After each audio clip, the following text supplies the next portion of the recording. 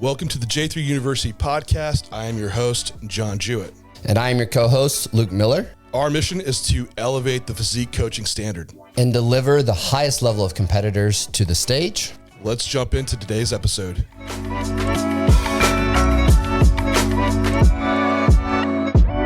How to make weight for a show.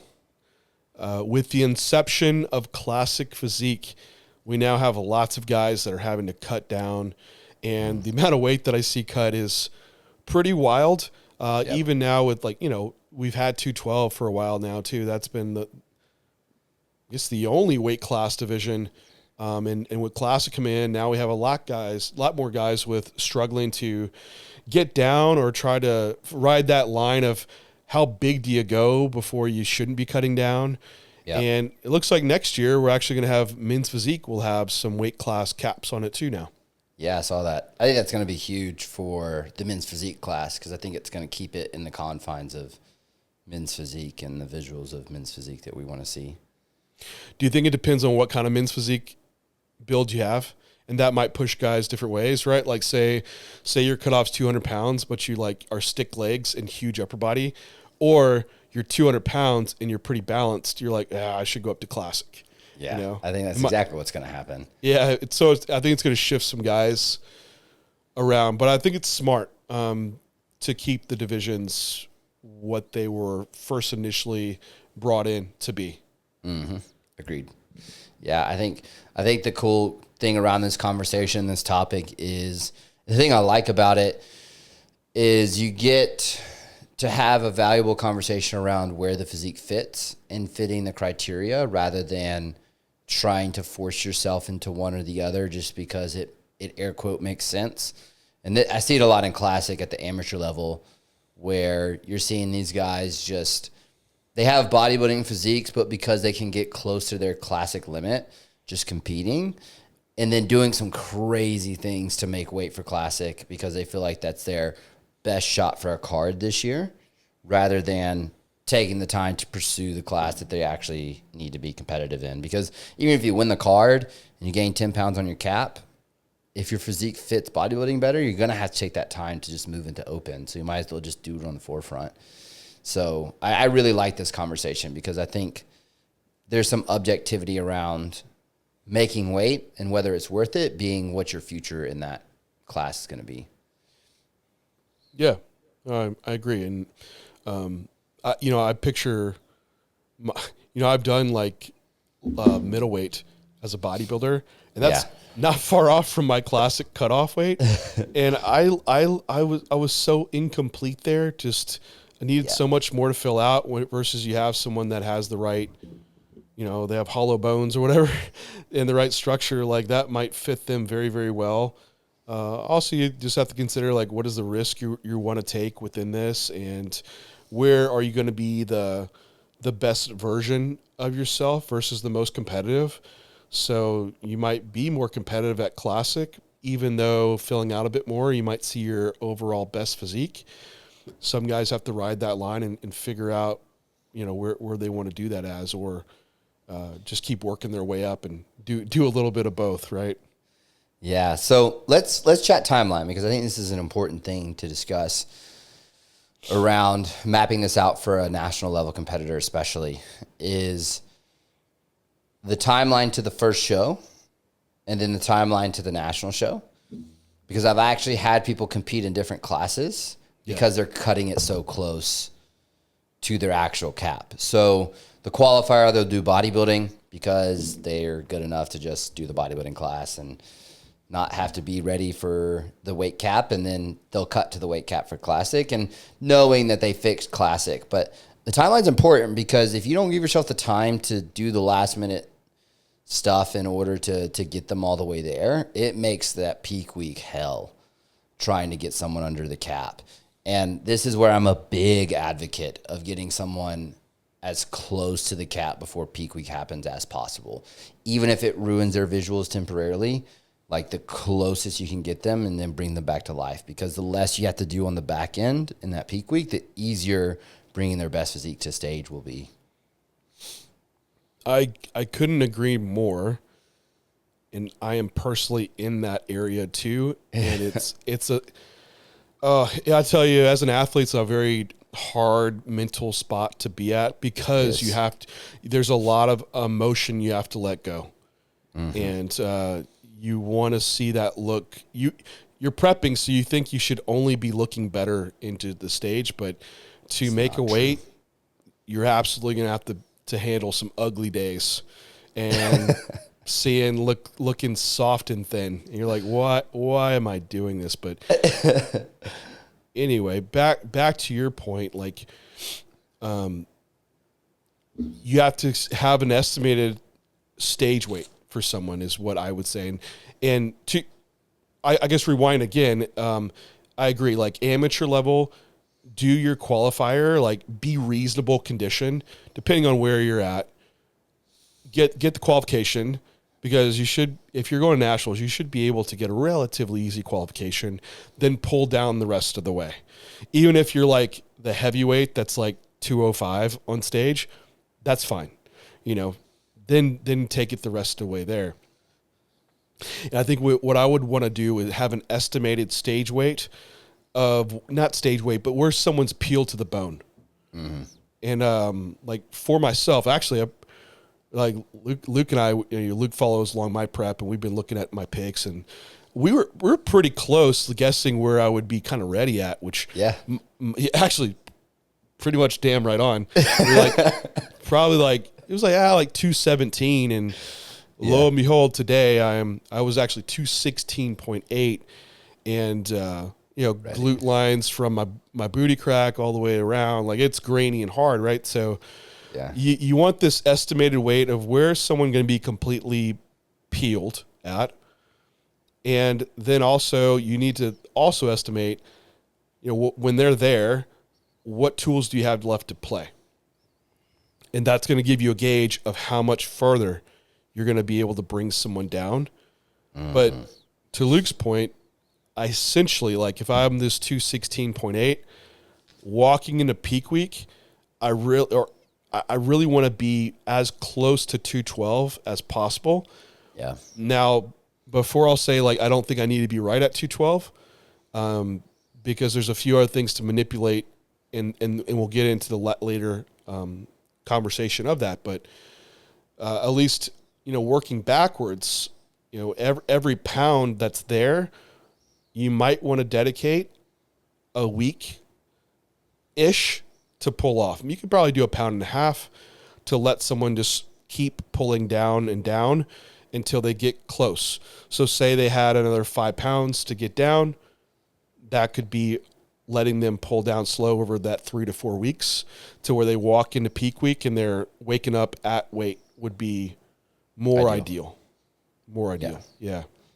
And I think, Luke, let's walk through this more ideal situation before we get to the really... Yeah, I'm not going to get to the messy one yet because that's so many things that can go sideways. I think the ideal is what we should strive for, so I think we need to talk that. Because I did this at Nationals last year with a guy where I got him within... For me, it's like within 3 pounds.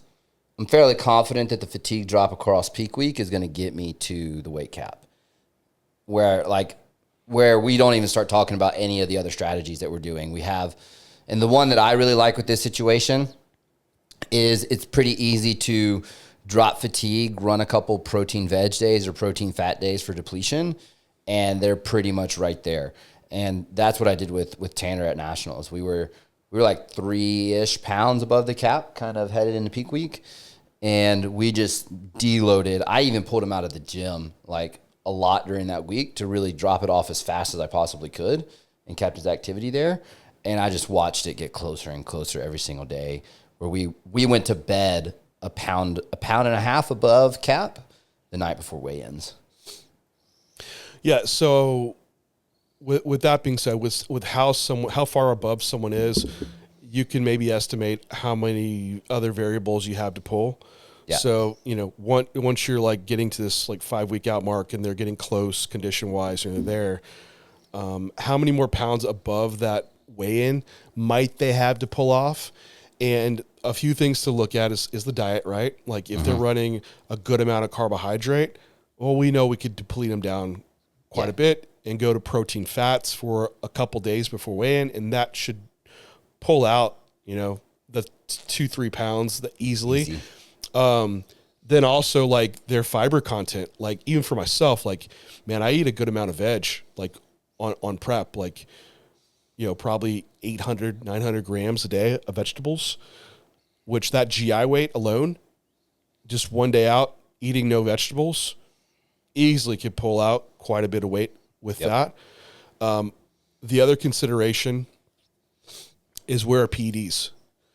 I love this one. This is good. So, what I've done with my own prep is, I think it was around 6-7 weeks out, I had testosterone higher, and I needed a gauge on how much was fat versus water. So just had one night, put in an anastrozole, 1 milligram, to see what the drop was the next day, to see how much water was being driven by just estrogen. And now there's a lot more that I'm gonna cover around just water itself, because Luke brought up fatigue. Yeah. Now, I don't run anastrozole in my preps.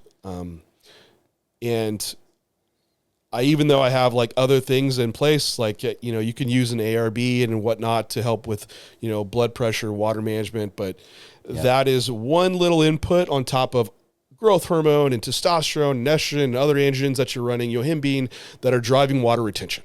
Yep. So 1 verse 6 or whatever. So even though these are in place, it's not enough to still get the clear picture of fat versus water.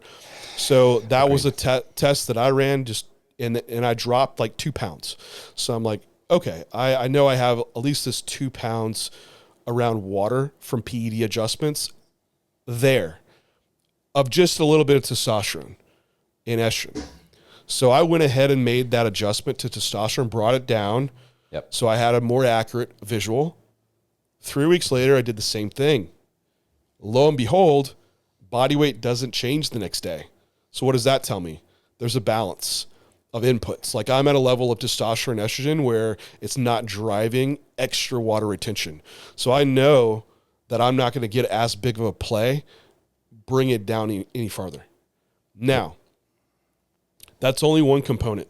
I absolutely would still drop it completely out, because I want to pull every single lever I can to get as close to weight as I would. Mm-hmm. So I would still bring testosterone out 10 to 14 days out, depending on the ester you're using. Growth hormone likely would have been in place. That's going to drive some water retention as well. Yep. 7 to 10 days out, that can come out. Yohimbine HCl can also drive water retention. That's going to be coming out. Those are some of your big players that could drive that process. So those things alone, depending on what you're running, it could be 3, it could be 5 pounds. Just depends on the setup and how that individual was responding around that.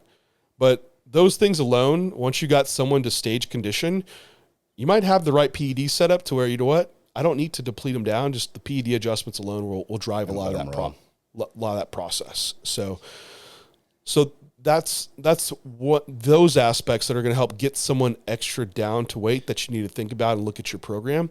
Now, Luke brought up another point around fatigue management, because even for myself too, I know, like, I'm still doing 15,000 steps a day, posing, my legs get heavy. I feel it. Yeah. I know that if my legs are feeling heavy, there is going to be a little bit of water there on them too from inflammation. Dropping that fatigue off, I'm going to bring body weight down. So with myself sitting around 217, I don't think I need to diet body fat down more. Nope. And what I'm seeing is that amount of weight will come from food, fatigue management, and PED adjustments, to where I will bring down to 212, and around this point I could feed at maintenance into peak week. Luke, is this a bad plan? No, I like it. I think how you go about the fatigue management portion can be different depending on whether it's fat to lose or whether you're ready and not. Because the person that is got fat to lose to still make weight, you're having to push them so close to stage that the fatigue drop has to be so aggressive. That was the situation with Tanner, where I completely pulled him out of the gym for a couple of days because we were running that deficit pretty much all the way up until show day. Or not show day, all the way up until peak week. And I had to rip it off as fast as I possibly could to get a gauge of, am I going to have to do anything else to get hit him all the way down, right? And so I had to be aggressive in pulling him out of the gym and activity, and having a couple of days of like nothing other than steps to see like, okay, he dropped off 2.5 pounds with this. We're right there where just veg drop gets him there, and we're there. Now, with the athlete that is ready already, and we have a little bit more time to kind of gradually do this across, I'm stepping it down. Typically, I'm like slowly reducing cardiovascular activity as I get closer to the show. I'm bringing in some rep in reserve. I'm typically starting that process out about 9 days pre-show so that I can gradually see that drop occur across the week. And you'll see it. I typically also try to plan a rest day or 2 rest days after that final leg day, so that I can see that drop off as well, because it's typically the day that holds people up the most is that final leg day before a show. And so typically the first 2 days after, I'm already pulling them out of the gym just to kind of reset for the peak week process. We did our podcast on being ready ahead and testing the peak. It's a nice situation when you have someone that is body fat ready ahead, because you're now able to almost pull some of the water variables out and play them out before you get into peak week to have to see what they were going to be.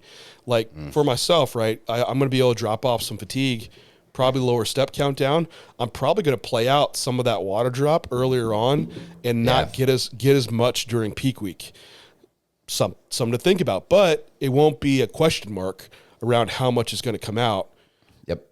And like for like my scenario, say I already pulled that variable, it's not that much, it's all good. I still have to go to like protein fats if I really needed to acutely, right? But you're absolutely right. For the guy that needs to keep pushing it, and that's the reality, is a lot of guys are pushing it all the way to the end to get there. And I think that's when we're getting to the point, the person that's going to be above, weight. Yeah. But before that situation, what I would say is the last variable you want to have to manipulate to make weight is water and electrolyte balance. Yeah, it's such a messy one. It's doable, but it's a last ditch if you have to use it. If you do it aggressive enough and long enough, and that's what I'll say, like the more aggressive you are, the longer you have to do it for, the more of an issue you're going to have filling someone back out and not having a backlash from it. So if you can get someone at weight and not have to mess with water or that much, what I find is that even on weigh-in day, I could have someone not drink any water until weigh-ins, which is like maybe 2-3 p.m. and sometimes 5 p.m. and it'll be okay. There won't be a backlash. You have to watch them close post show, but any longer than that, and this is them like waking up at weight, right? You wake up at weight. All right, man, we're just going to eat and drink and watch weight change. So they might say you woke up, like for me, I woke up at 212. You're going to pee and stuff throughout the day. You have a BM. You're like, oh, I come down to 211. Well, I have 1 pound worth of food and water that I can have. It's purely, that's as simple as I make it. Like we're basically eating off the food scale, not off the food scale, but that's the basis of it, right? Like if you lost a pound, you're going to eat and drink a pound back. Yeah. And we just ride that line all the way into weigh-ins. Agreed. And so they're going to have a little bit that's in place. Now, that's kind of more the ideal situation, right? Yeah, that's definitely an ideal scenario, because there are cases where and this is where we make the exception of potentially pharmaceutical diuretics needing to come into play. If someone's that far above that they really need to suck it down on the back end. Go ahead. No, sorry, I just interrupted you. I'm so rude. No, I think the level of pharmaceutical diuretics is the conversation to have, because we can titrate in small amounts and get some pretty decent responses. And I'm typically testing this with them so that I know what I'm getting out of it before peak week. like testing a quarter versus a half and seeing kind of what the drop is overnight. You might need to clarify, Luke, that. Which point? A quarter or a half? Oh, like a quarter or tab or a half a tab of diazide typically, which for us here is going to be HCTZ and tramterine.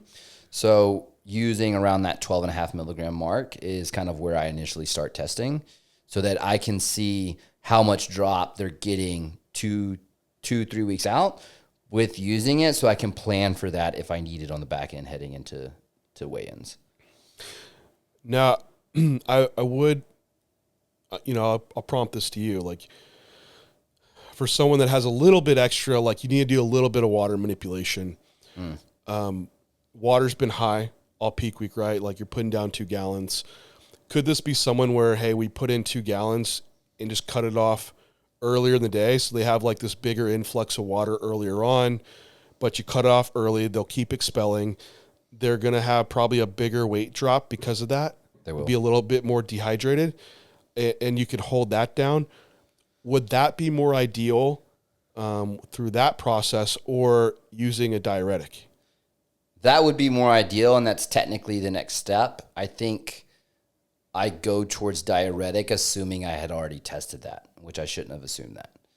Because for me, for someone making weight, and I'm going through this ideal scenario of someone making weight, that scenario of water coming in early the day before is probably already happening, knowing that I need to see that drop occur. I think it's, around both choices, it goes to the more aggressive and the longer duration, or like I mentioned, more aggressive being like the higher dosage of diuretic, the more feedback you're going to get on the back end when you bring water back. I will say the natural process, you're likely going to get less kickback on than using a diuretic. Now, if it's something you tested, well, this is, you kind of know that response. But again, I would say the least variables that you have to bring in, the better. The better. A diuretic can make a real mess. So I would opt to using more of a 1 day out water load, if you want to call it that. Putting the same amount of fluid in earlier on and then cutting water off early and just let them pull down a little extra overnight. Yeah. Now, I know guys that are doing both, and I think this is like, hey, red flag, man. Like, if you're, I would easily say probably more than 3% of your body weight needs to come down and you pulled every trick already, veggies, protein, fats, and you're sitting more than 3% above your weight. I think that's getting into very dangerous territory for water cuts. And I think that would be my cutoff.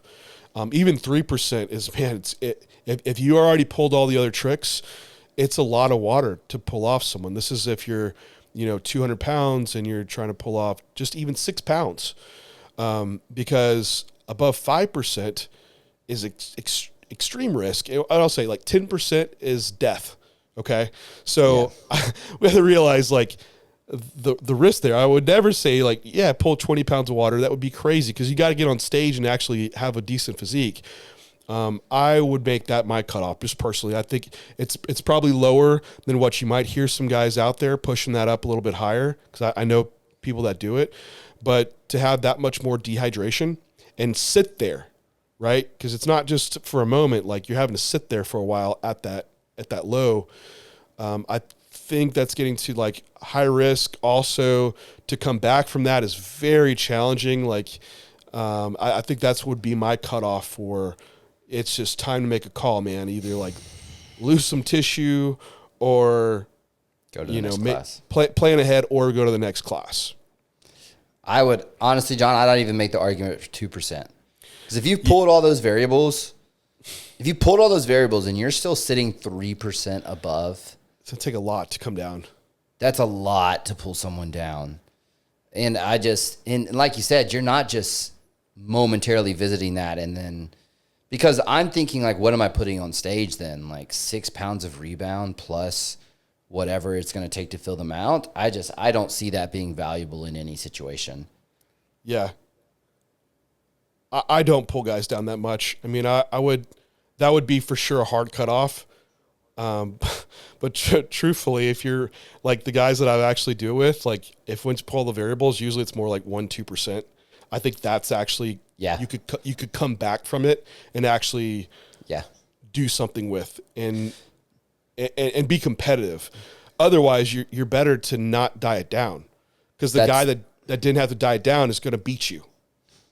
That's the argument I'm going to make, and why I kind of push it towards 2%, because I'm thinking about what am I putting on stage on the back end. And someone that's pulled those tricks and still has 3% to pull off, man, you're putting such a subpar physique, subpar relative to their standard back on stage, that you're playing with fire that you're eventually at some point going to have to put out. I would say these guys that are really good, they're not cutting more than that. Absolutely not. No. Even some of the best 212 guys that I know, they're not cutting that much. None of us are.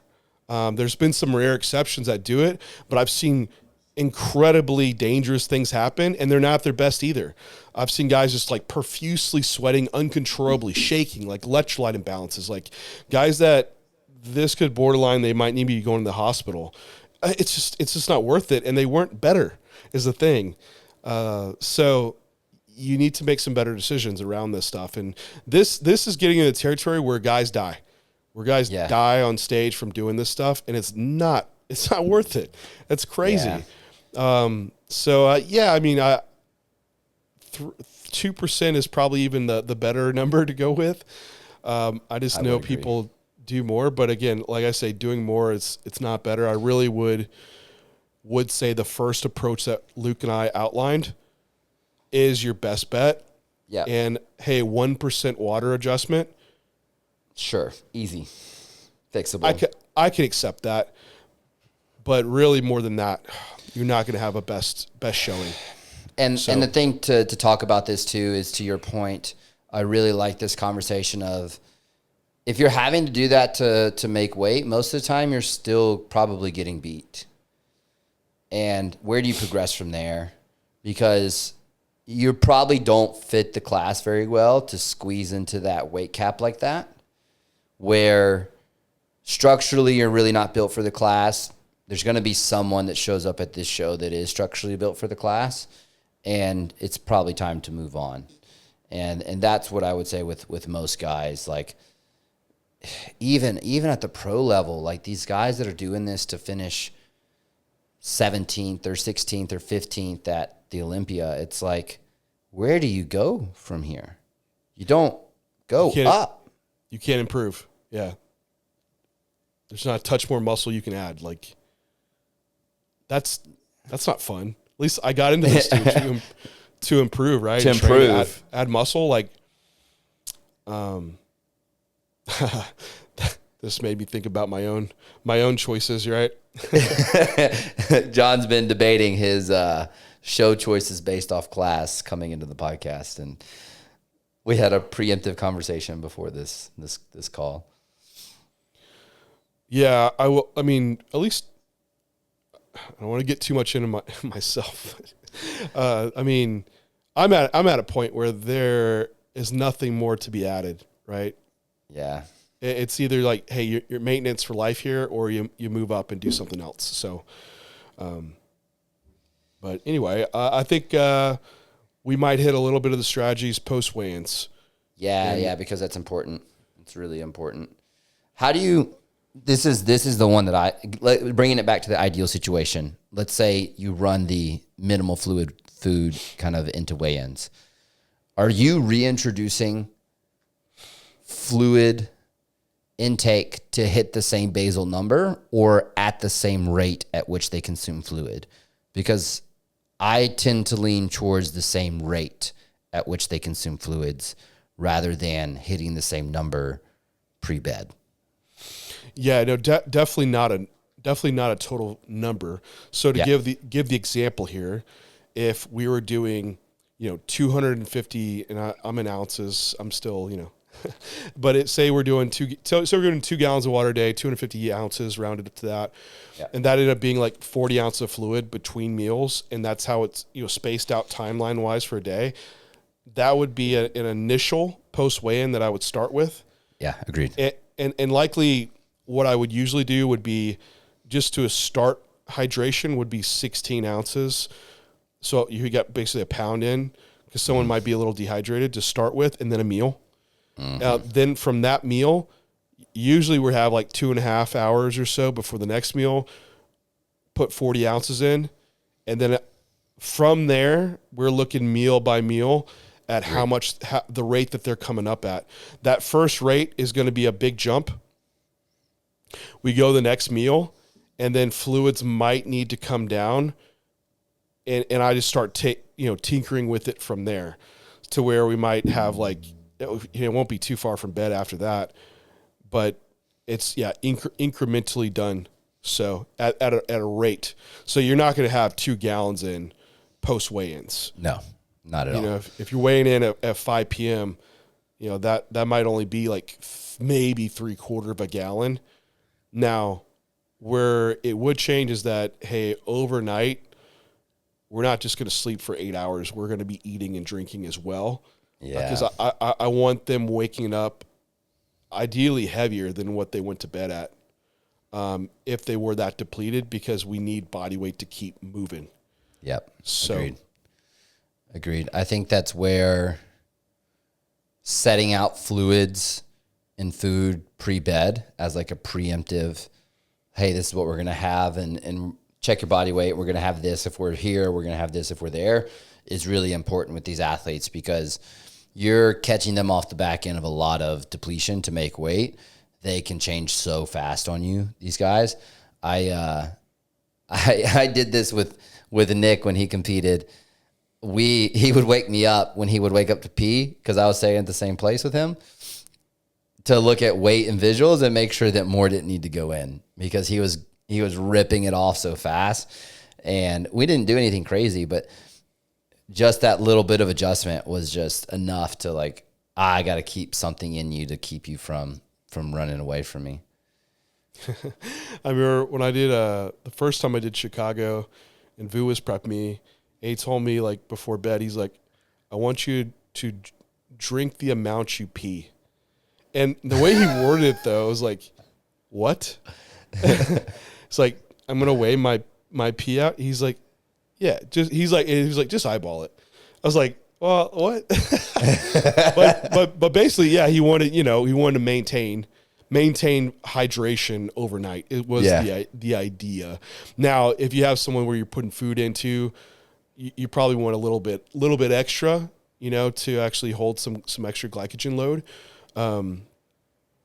But yeah, idea around that. It was just a funny way that Vu had worded that to me. So, but anyway, based off previous data, you're going to have this. You would have refed this athlete at some point. Yeah. To have an idea of carbohydrate amount. Now, if you were in a situation where, say, you're like me, and you had a maintenance carbohydrate amount going in, you get a rough starting point of, at least I know the minimum that needs to go in.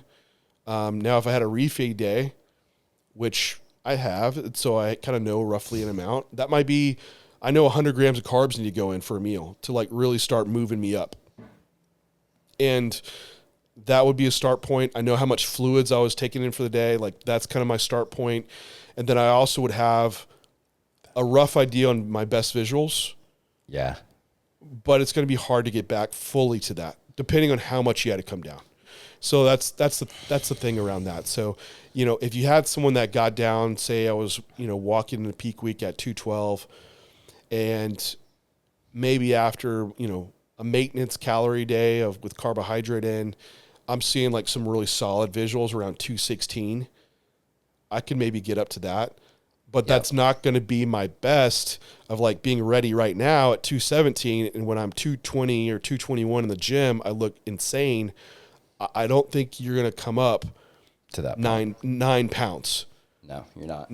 Now by finals, you might get on the cusp of something, but you're going to start having to battle, full versus too soft at a quicker degree than someone that didn't have to come down to make weight.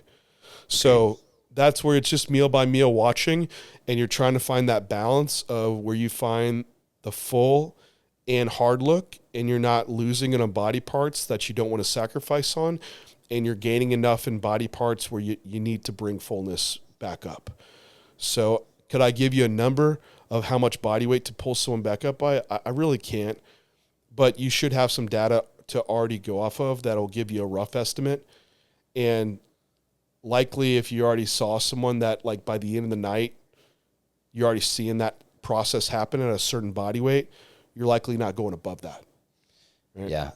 I run the food as a rate as well. I have like a rate of gain typically. Like if I'm looking for, like if I've got to make up 6 pounds from where I want them on stage from post weigh-ins at 5 p.m. to that day, to that next morning, I'm spreading that out typically between that time period. And that's how I'm trying to get them there. Yeah. And I think you'll find like some guys might get there a little quick. You're like, okay, I can pull it back. Maybe they're 5 pounds up. You're what, you know what? I'm not going to make it to that 6 pound. You pull it back, right? And I think pulling back is usually a 50% pullback. Could be a start point. Yeah. Agreed. So if there are, like, say we had our example, we're doing 30 ounces of fluid between meals and 100 grams of carbohydrate, that pulls back to 50 grams of carbohydrate and 15 ounces of water between meals. That might hold the look now. And so now we're holding the look for the rest of the prejudge and the finals from there. So that's the rough idea of how you might do it. And if you push someone a little bit too far, hey, just stop watering food. Let them pose a little bit, sit around, reassess in an hour, and just keep doing the process. Agreed. Is there anything in that kind of like post-ideal time frame that, because even sodium, I'm pretty much introducing back at the rate at which they consume it on a meal-by-meal basis unless I can't get them to jump up. Yeah, it's not – I wouldn't have done something so aggressive to where I need to bring extra back in. Yeah. I think that might be the case in some situations, like with diuretics that pushed out a lot of sodium. Yeah. And if you have someone that just still has that flat look, they might need some sodium. Yep. But that's when it's too complicated. You overdid it. So usually, like, I go off like teaspoons for my clients. So same. If they've been doing like quarter teaspoon with the meal, that's still what I have in, and that's usually already been more than enough sodium to digest and load carbohydrate. So that's a variable that I keep the same. So I keep it simple. The two variables that start getting manipulated, main one being carbs and the next one water. And I just toggle between those and hold everything else relatively the same. I think the only thing left to maybe bring up around food sources is that I'm going to go with like low fiber sources, no veggies. I really won't have fats during that time period, and protein is going to be on the lower end because some degree of protein can actually help with glycogen loading.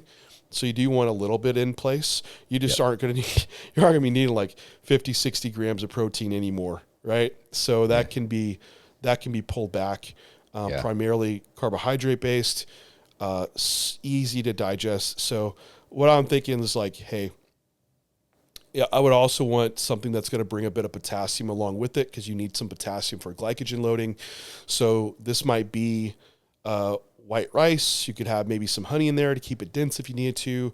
You might get a thing of like mixed dried fruit to have some fructose along with it for like co-transportable carbohydrate and the potassium that comes along with some of those fruits. And if you're okay with whey, I would go with that to where your whole meals are just like this kind of like rice pudding. And you're able to control fluids within the meal doing so. So I think we talked about this with Joe Jeffrey using like cream of rice and the variance of how people cook it. And you can have a little bit too much fluid that comes along with the meal. But I think making like rice puddings and things like that is a way where you could moderate a lot of it. And that could be one approach. But again, the good thing is go with food sources you've been using to load some with that you know digest well, that aren't going to cause problems. Agreed. 100%.